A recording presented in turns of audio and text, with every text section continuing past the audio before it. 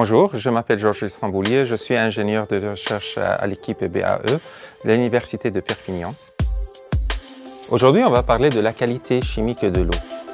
Avec la croissance de l'activité humaine, on observe de plus en plus des pollutions, puisque la quantité de l'eau aussi diminue, donc la concentration de pollution augmente. Cet échantillon vient de l'eau usée et montre la résistance de bactéries.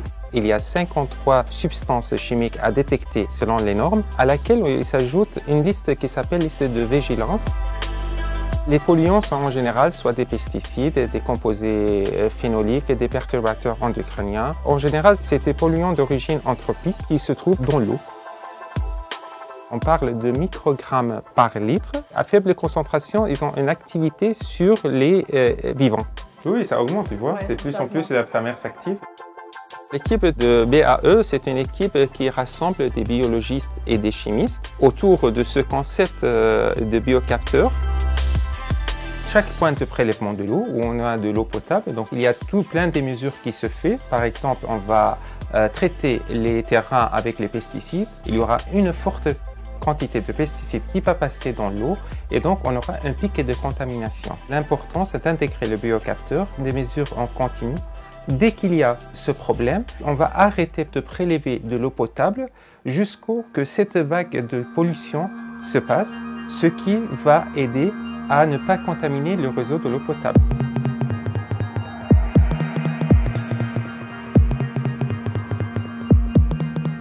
Ce biocapteur peut être installé en permanence dans une station ici à côté d'une rivière et il sera totalement autonome et il peut connecter même avec la satellite, avec tous les réseaux maintenant qu'on a avancé.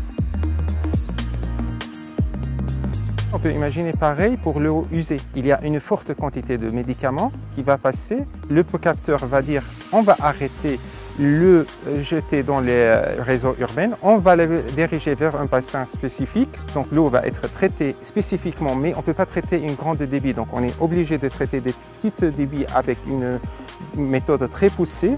On aura de l'eau sans médicaments qui va sortir et se rejette dans l'eau usée normale. L'enjeu principal, c'est la qualité environnementale de l'eau. Notre rôle, je pense, est très important parce que ça va aider les gens à vraiment réfléchir mieux et savoir l'enjeu réel. Ça veut dire quel est l'effet de notre activité réelle sur la composition de l'eau qu'on va le boire et qu'on va l'utiliser aussi pour toute notre nourriture. Alors bien sûr, si on ne fait rien, c'est très pessimiste, mais on est dans une situation où on peut encore agir.